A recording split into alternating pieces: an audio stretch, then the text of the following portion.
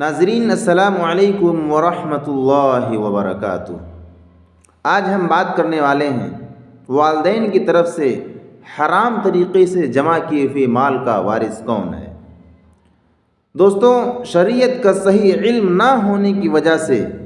مال کو جائز طریقے سے کمانے اور جائز طریقے سے خرچ کرنے کا امتیاز ہمارے درمیان سے بالکل فوت اور ختم ہو چکا ہے، اور مال کمانے اور خرچ کرنے کی صحیح اور درست تمیز بھی باقی نہیں رہی۔ لوگ بس یہ سمجھتے ہیں کہ مال آنا چاہیے، مال کہاں سے آ رہا ہے، کیسے آ رہا ہے اور کہاں خرچ کیا جا رہا ہے، اس بات کا بھی ہمارے پاس کوئی صحیح اور درست علم اور ثبوت نہیں ہے۔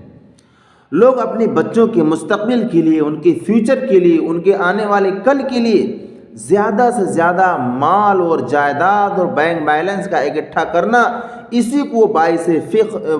فخر اور باعث بڑکپن سمجھتے ہیں۔ اور وہ مال و جائیداد، وہ چاہے چوری کر کے آیا ہو یا سود اور بیاج کے ذریعے سے جمع کیا گیا ہو، یا بھائیوں، رشتہ داروں، دوست و احباب کا مال اپنی طاقت کے بقدر اور اپنے پاور کے بقدر ان سے چھین چھپٹ کر کے، لوٹ کر کے، کھسوٹ کر کے ظلماً اس کو اکٹھا کیا گیا ہو، یہ سب اپنے بچوں کے کل کے لیے، ان کے مستقبل کے لیے اکٹھا کرنا، یہ باعث فخر سمجھا جاتا ہے۔ دوستوں، اب سوال یہ ہے کہ اگر بچے والدین کے بعد، یعنی بچے والدین کی وفات کے بعد اس بچے ہوئے مال کو، ان کو چھوڑے ہوئے مال کو وراثت سمجھ کر اگر تقسیم کرتے ہیں تو کیا ان بچوں کے لیے جائز ہے؟ تو اس کا جواب یہ ہے کہ جو مال حرام طریقے سے آیا ہے، یعنی جو وجوہات اوپر ہم نے بتائی ہیں، ان طریقوں سے جو مال ہمارے پاس آیا ہے، اس کو تقسیم کرنا اور اس کے لینے کا حقدار سمجھنا، یہ ناجائز اور حرام ہے، سراسر حرام ہے۔ بلکہ اس سلسلے میں مسئلہ یہ ہے کہ اگر وہ والدین کا اکٹھا کیا ہوا مال، یعنی وہ مال جو حرام طریقے سے اکٹھا کیا گیا ہو، اس کے مالک کا اگر ہمیں علم ہو، یعنی اگر ہمیں معلوم ہو کہ ہمارے ابا نے بٹوارے کے وقت ہمارے بڑے ابا یا ہمارے چچا کا یا اور دیگر لوگوں کا، رشتہ داروں کا مال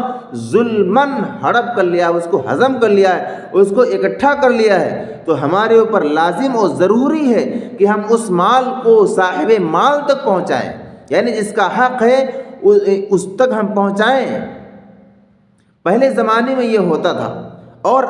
دوسری چیز، اور اگر یہ نہ معلوم چل پائے کہ ہمارے ابا نے جو مال اکٹھا کیا وہ کہاں سے آیا ہے، اس کا کوئی علم نہیں ہے، لیکن یہ ضرور ہمیں معلوم ہے کہ ہمارے ابا نے یہ مال ناجائز طریقے سے لایا ہے، تو اگر ہمیں اس مال کے مالک کا علم نہیں ہے تو ہمارے اوپر لازم اور ضروری ہے کہ ہم اس مال کو ضرورت مندوں پر خرچ کر دیں، غریب اور محتاجوں پر خرچ کر دیں، اور اس میں ثواب کی نیت اس بندے کی طرف ہوگی۔ اللہ تعالیٰ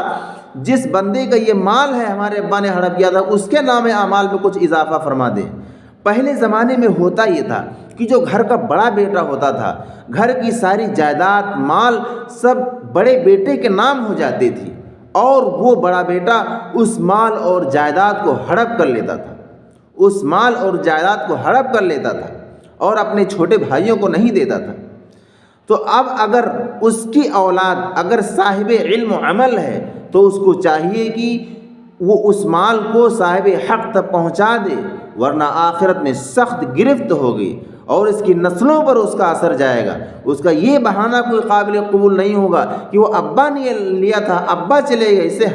ہمارا کوئی حساب و کتاب نہیں ہوگا۔ وہ چاہے جتنا بڑا عالم ہو، ولی ہو، فقیر ہو، کچھ بھی ہو، لیکن اگر اس کے ابا نے ناجائز طریقے سے مال ہڑپ کیا تھا اور وہ اس کے علم میں ہے تو ابا کی وفات کے بعد وہ مال صاحب مال تک پہنچائیں، ورنہ سخت گرفت ہوگی۔ اللہ تعالی ہم سب کو سمجھنے کی توفیق عطا